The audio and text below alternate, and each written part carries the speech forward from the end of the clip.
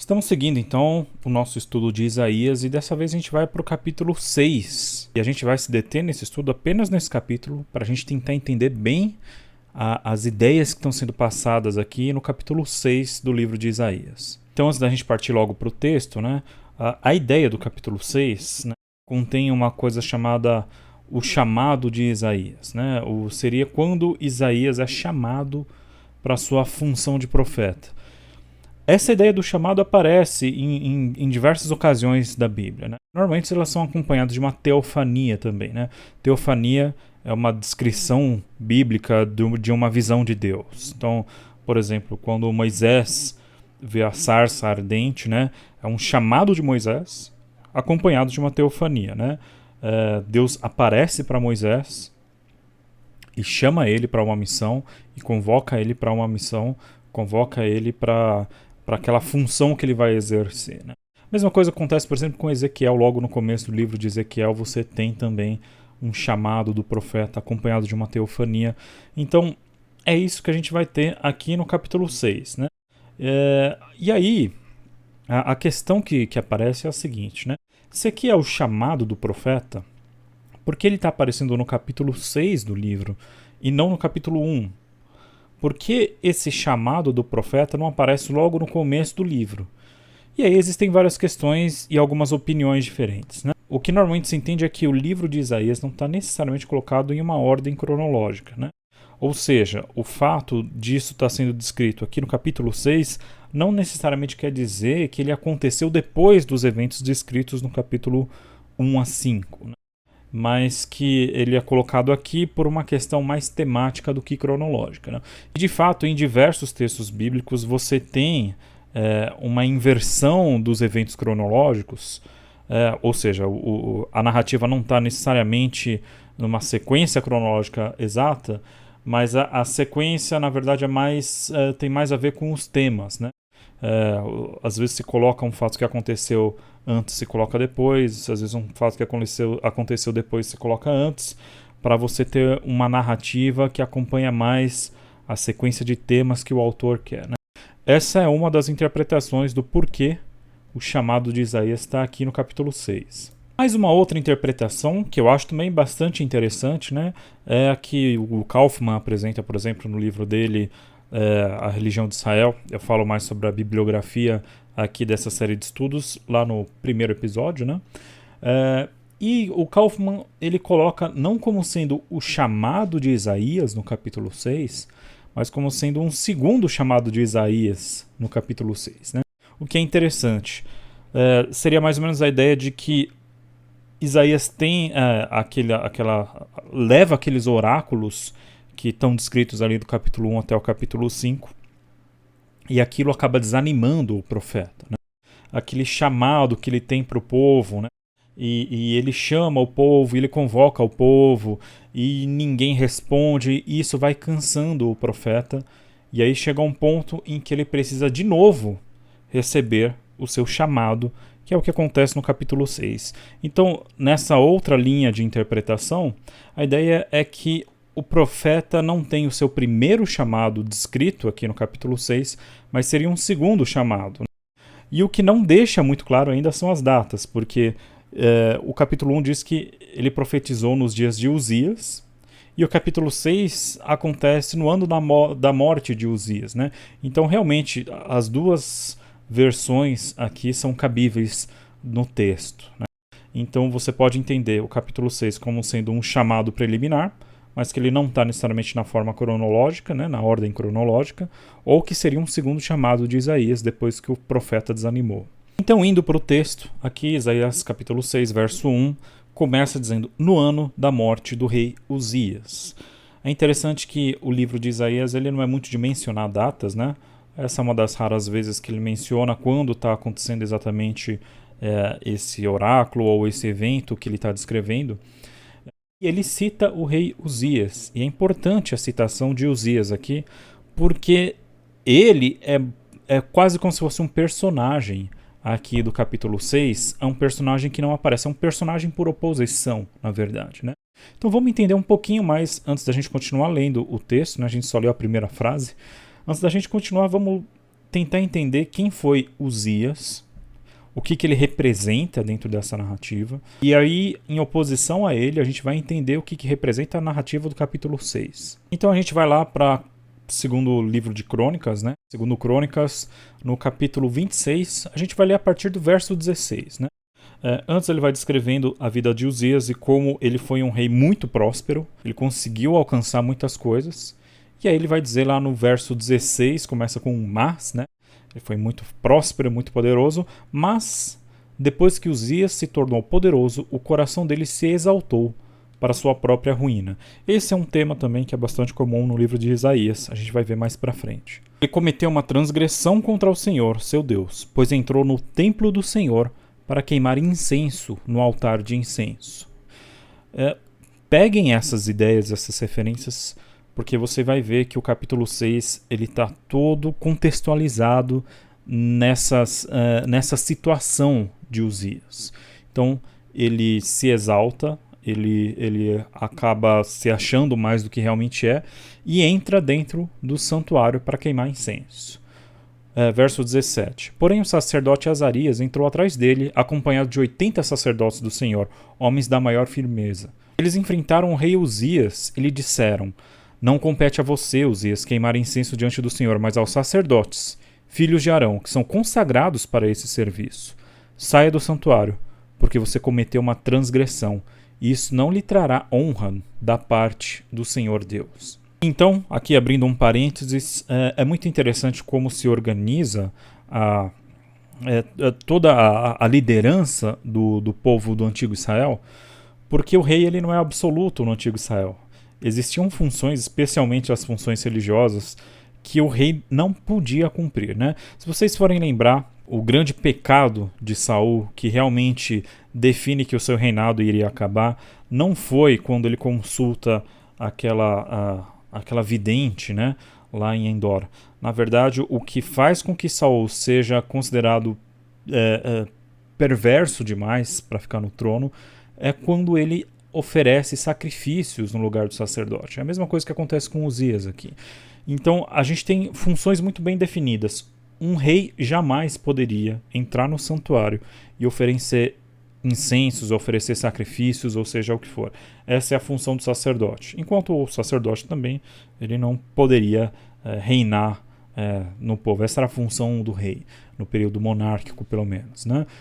Então, a gente tem aqui essas funções muito bem definidas, e quando o rei se exalta demais, ele acaba querendo pegar para si as funções do sacerdote. E aí acontece todo esse rolo aqui do rei Uzias no capítulo 26 de 2 Crônicas. E então no verso 19 diz o seguinte: então Uzias se indignou.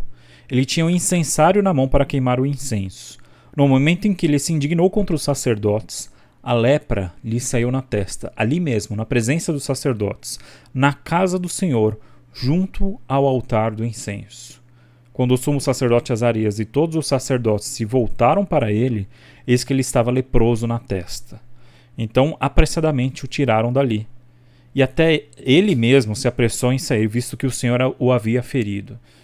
E os últimos 3 versos aqui narram o final da vida de Uzias. Então o rei Uzias ficou leproso até o dia da sua morte, e por ser leproso morou numa casa separada, porque foi excluído da casa do Senhor.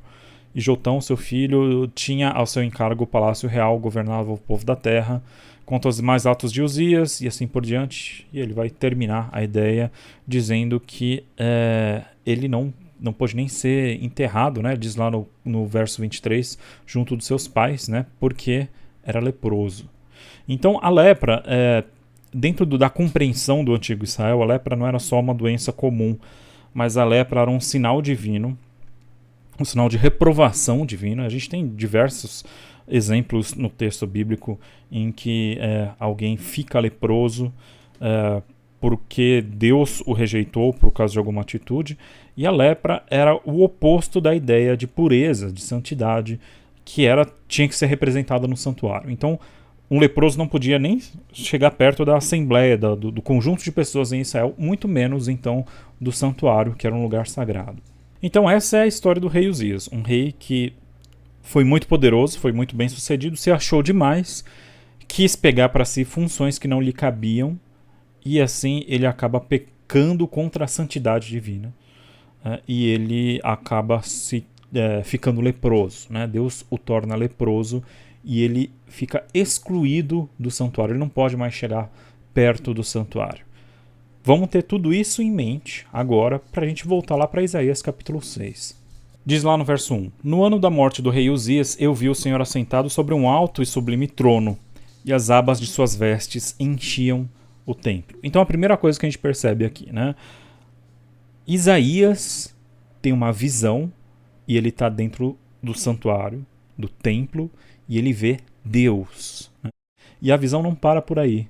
Ela vai descrever essa visão que Isaías tem de Deus, né?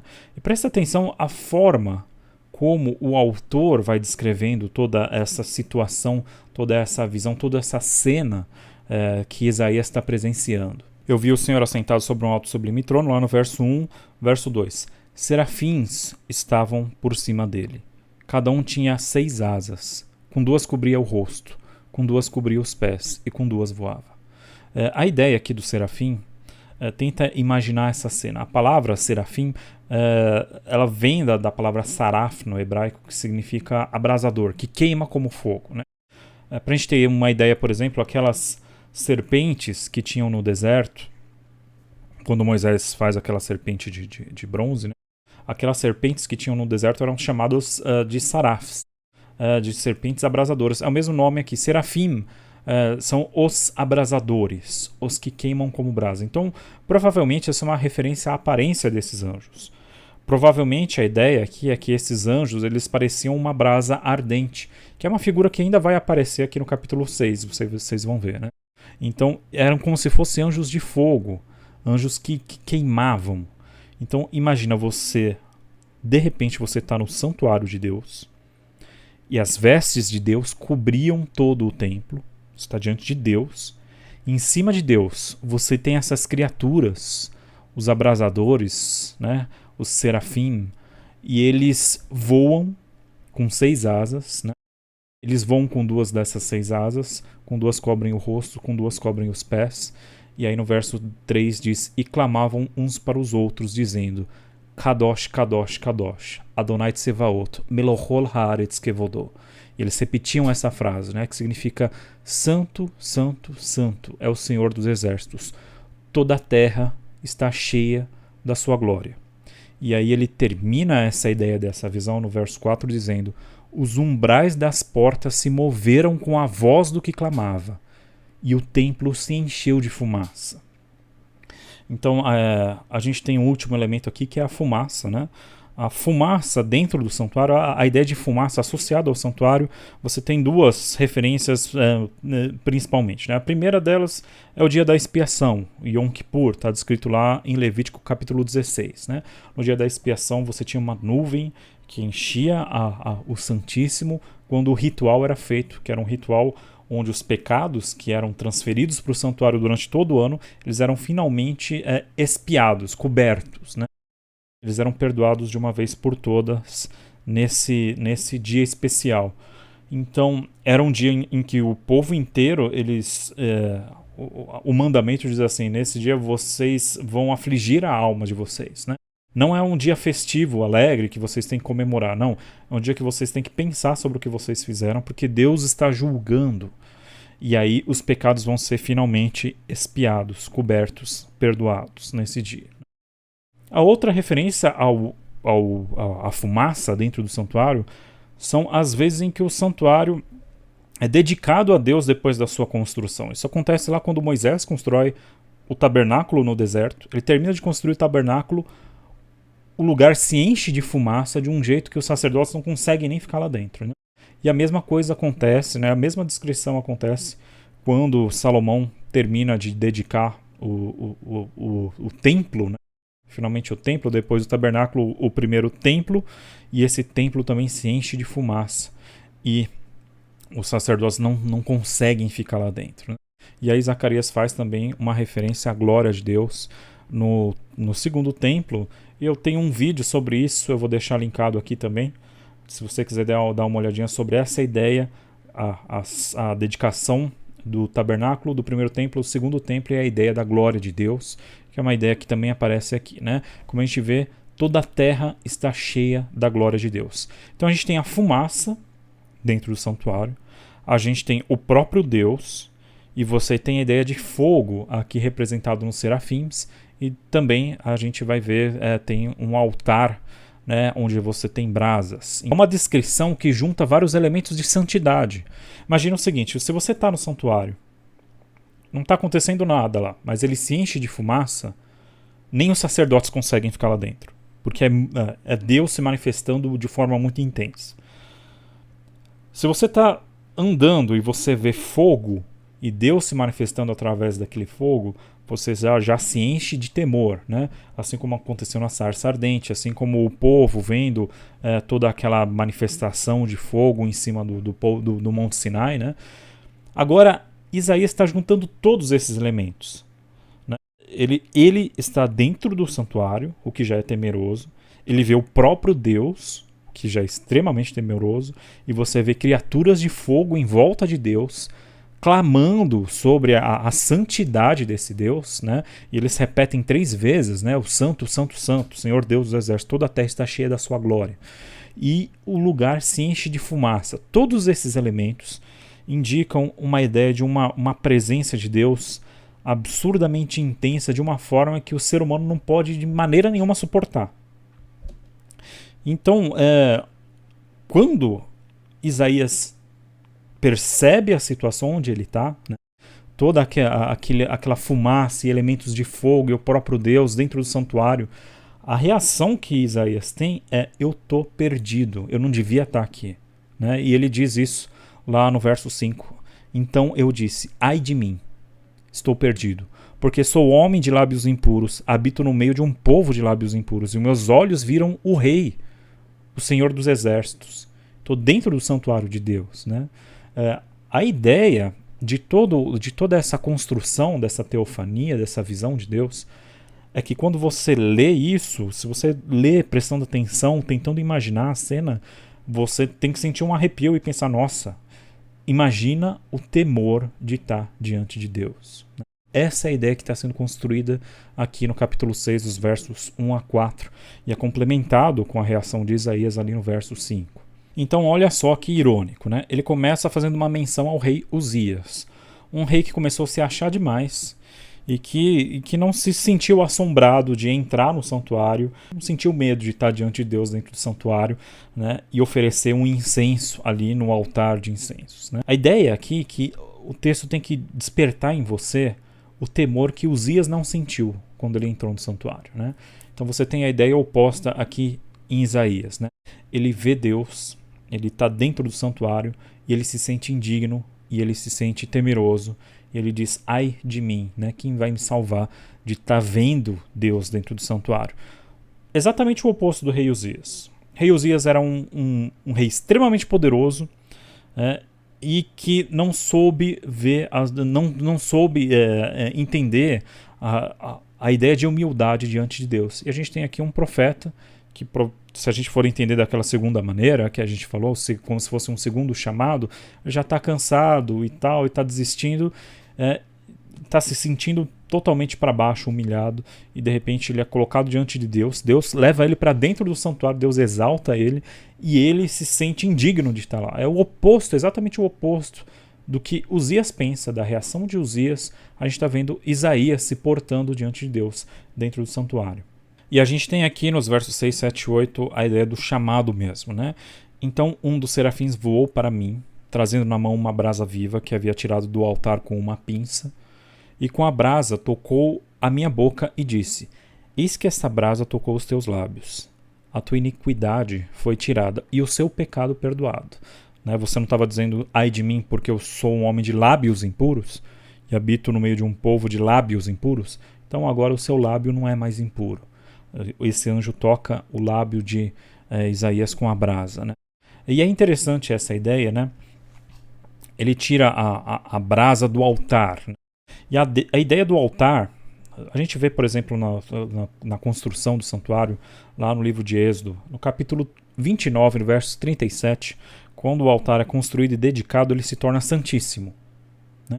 É interessante, né? O altar, onde todo mundo tem acesso, ele recebe a mesma designação do que a parte do santuário onde ninguém tem acesso.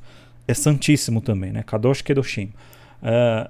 E todo mundo, qualquer coisa que encosta no altar se torna santo também, segundo esse verso 37 do capítulo 29 do livro de Êxodo. Então, a ideia de você ser tocado por algo do altar é a ideia de purificação e de santificação.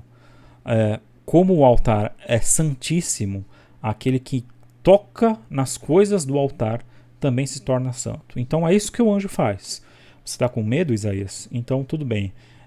Deus te trouxe aqui não é para te exterminar. Ele te trouxe aqui para te purificar, para te santificar. E aí ele toca a boca de Isaías, toca a brasa na boca de Isaías, né, nos lábios de Isaías. Né? E aí diz o seguinte lá no verso 8. Depois disso, ouvi a voz do Senhor que dizia: a quem enviarei? E quem há de ir por nós? E aí ele se acha digno. E ele diz: eu respondi: eis-me aqui, envia-me a mim. E normalmente a gente fica com esse relato, né, que ele é muito forte, né?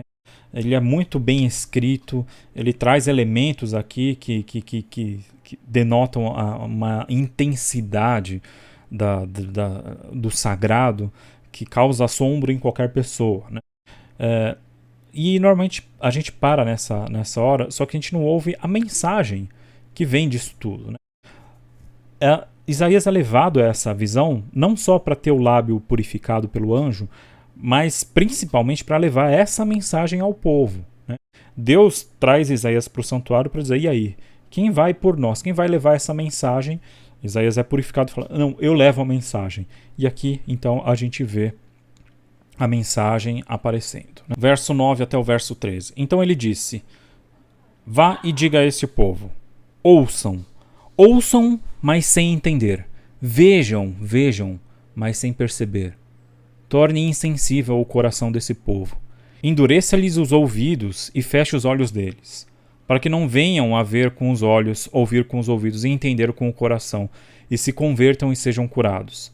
Então eu perguntei: até quando, Senhor?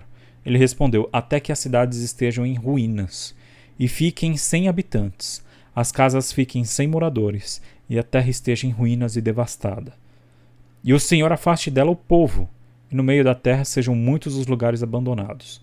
Mas se ficar ainda a 10ª parte, tornará a ser destruída, como o terebinto e como o carvalho, dos quais depois de derrubados ainda fica o toco, assim a santa semente será o seu toco. Então, qual é a mensagem que Deus quer levar para Isaías? O povo se tornou insensível. E como um castigo da insensibilidade do povo, eu vou torná-los mais insensíveis ainda. A ideia aqui é igual à ideia que aparece lá em Êxodo também, que é a ideia de Deus endurecendo o coração do faraó. Vocês lembram disso, né? Deus aparece para Moisés e fala: ó, eu vou endurecer o coração do faraó. E é muito interessante esse texto, porque quando você vai lá para Êxodo e você vê o que realmente aconteceu quando o texto é descrito, a gente vê, então, por exemplo, lá no capítulo 7, no verso 13, a gente vê que o faraó endurece o seu próprio coração. O coração do faraó se endureceu. Né? E depois, no capítulo 7, nos versos 22 e 23, o coração do faraó se endurece novamente. E a gente tem lá no capítulo 8, no verso 15, né, do livro de Êxodo, o faraó de novo endurecendo o seu coração. E isso se repete no verso 19 do capítulo 8, no verso 32 do capítulo 8 e no verso 7 do capítulo 9. E finalmente, no verso 12 do capítulo 9, Deus endurece o coração do faraó. O endurecer do coração de Deus é uma punição. Né? A gente tem uma punição física acontecendo. Né? Deus diz que a terra vai ser arruinada, vai ser devastada. Né? Isso está sendo repetido desde o capítulo 1. Mas a punição espiritual, a punição religiosa é que Deus vai se afastar desse povo. E esse povo não vai mais, o que a gente diria, né, sentir o Espírito Santo tocando para que eles se arrependam. Isso não vai mais acontecer. Como eles se tornaram frios e insensíveis, Deus endurece ainda mais o coração deles. Né? E aí Deus fala: até tudo ser destruído. O que é interessante é que depois que o povo recebe essa punição, eles se voltam para Deus e Deus restabelece o povo. Né? Mas a gente tem essa ideia. O que é interessante aqui no capítulo 6 da gente entender? O grande pecado de Uzias é a insensibilidade diante daquilo que é sagrado. Ele não percebeu o quão sagrado era o lugar onde ele estava. E o quão sagrado era aquele para o qual ele estava oferecendo os incensos, né? Ele começou a se achar demais, né? E quando você se acha muito, aquilo que é sagrado, que é separado, que é considerado diferente, como você se acha muito, você já não acha mais aquilo tão superior, tão diferente. Afinal das contas, você também é muito bom. Então você pode fazer parte daquilo, você se acha digno de fazer parte daquilo. Essa foi a queda de Uzias, a insensibilidade. É exatamente essa a queda do povo, né? Torna insensível o coração desse povo, né? Porque eles ouvem, mas sem entender, eles veem, mas sem perceber. Eles já não conseguem perceber as coisas. O oposto do senso de espiritualidade, da religiosidade, não é o ceticismo, mas é justamente a insensibilidade, a falta de percepção. É quando você já não liga mais para as coisas, quando você já não para mais para perceber as coisas como são, você se torna insensível ao mundo. Isaías é colocado dentro do santuário enquanto os anjos declaram que a glória de Deus não está só restrita ao santuário, ela enche toda a terra, né? E a gente vê que o chamado do profeta faz com que ele se torne sensível à presença de Deus em toda a terra. Quando a gente vê isso daqui, quando a gente lê o livro de Isaías, quando a gente lê o capítulo 6 e a gente vê essa descrição do trono de Deus, a pergunta que paira sobre a gente é o seguinte: você não está insensível demais para perceber a presença de Deus em todos os lugares? Né? O lugar onde você está agora é um lugar santo também, de certa forma, porque Deus também está presente, a glória de Deus enche toda a terra. Será que a gente não se sente insensível a perceber a presença de Deus até nos momentos mais gloriosos, né? Onde ele se manifesta mais nitidamente? A grande questão de Isaías 6 é: Deus está clamando, Deus está chamando, Deus está se manifestando. Alguns fecham os olhos e, como punição, Deus os torna mais insensíveis ainda. Aqueles que conseguem ver, perceber a sua situação diante da santidade de Deus, esses são chamados para levar mensagens para aqueles que se tornaram insensíveis, né? Esses que conseguem perceber o que há além do que é o comum, do que é ordinário, esses são chamados a abrir os olhos dos outros para aquilo que é extraordinário, para aquilo que é transcendental nesse mundo que parece tão abandonado, tão vazio, né? Esse mundo não está vazio, ele está cheio, né? E aí quando a gente pega aquela frase que Nietzsche diz, né, quando você olha para o abismo olha para você também, a gente pega essa ideia e diz: quando você olha para o infinito também te vê. Quando você volta o seu coração para Deus, Deus te percebe. E você também tem o seu chamado para cumprir alguma função naquilo que Deus está arquitetando para a história desse mundo.